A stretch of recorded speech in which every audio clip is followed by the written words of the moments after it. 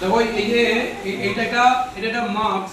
এই মার্কসটা আমাদের ক্লাস 4-তে a girl in a fair, একটা মেলাতে একটি মেয়ে গেছে, সেখানে মেয়েটার বাবা ওখানে মার্কস বিক্রি করে। আমরা ক্লাসে যখন পড়াচ্ছি তখন যদি তুমি মুখে বলো একটা মার্কস বা যদি আঁকো, সেটা ছেলেদের জিনিসটা বিমূর্ত হবে।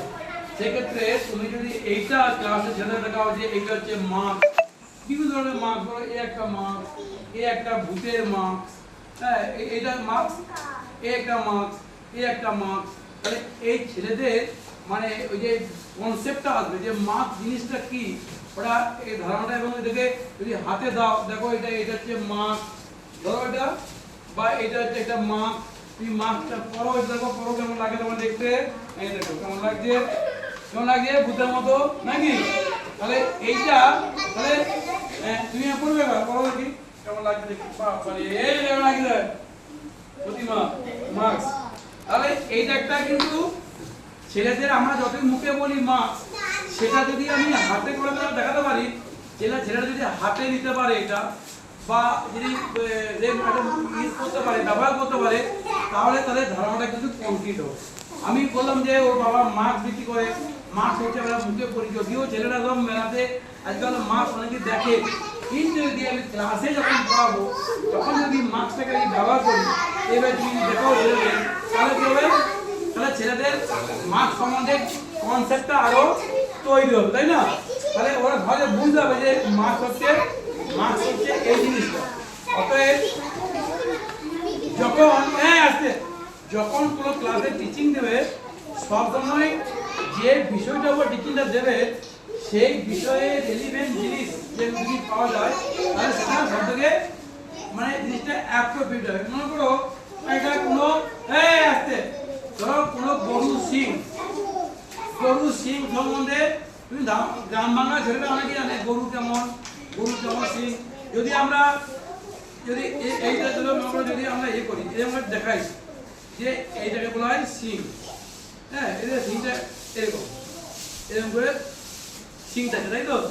তাহলে এইটা হচ্ছে আমাদের গরু বা ছাগল। এই যে যেমন গরুতে সিং রয়েছে, এখানে ছাগলেরও ওই ছাগলের সিং আছে। এবার যদি হাতে আমরা দেখাতে পারি, দেখো এটা হচ্ছে এটা কালারফুল, মানে এটা খেলনা, এটা বুঝতে হবে সিংটা এরকম শক্ত এবং এটা লাল, যেমন সিং লাল তো নয়। তাহলে ছেলেদের ধারণাটা কিন্তু যে সিং মানে হচ্ছে এই ধরনের জিনিস, এগুলো ধরা আছে, এবং এটা কাজ হচ্ছে নিজেকে আত্মরক্ষা করা, মাঝে হাত পা আছে আসতে, এগুলোকে কি বলে? এগুলোকে সিং বলে। কোন কোন প্রাণী সিং আছে বলো?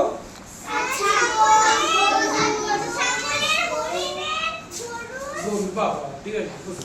তাহলে এইটা আমরা বলতে চাইছি, যখন তুমি টিচিং দেবে, সেই টিচিং রেলিভেন্ট যে টিএলএম গুলো আমাদের হাতে থাকবে, সেগুলি দেখায়, তাহলে আমাদের ধারণাটা আরো কমপ্লিট হবে।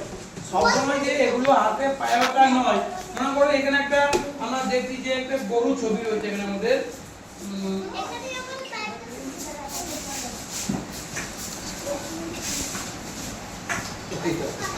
এই একটা গরু ছবি। এবারে গরু ছবির সাথে সিং আছে, কান আছে, লেজ আছে।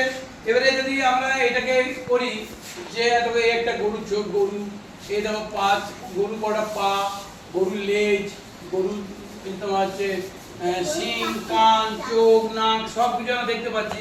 এটা ছবিতে যেমন রয়েছে, যদি আমরা কংক্রিট মানে ধরো গরুর একটা প্রতিকৃতি বা এরকম একটা আকৃতি নিয়ে তোমার সামনে ছাত্রছাত্রীদের সামনে উপস্থাপন করা হয়, তার জিনিসটা আরো কংক্রিট হবে, আর জিনিসটা আরো মজবুত হবে। যেমন ধরো প্রথম পৃথিবীতে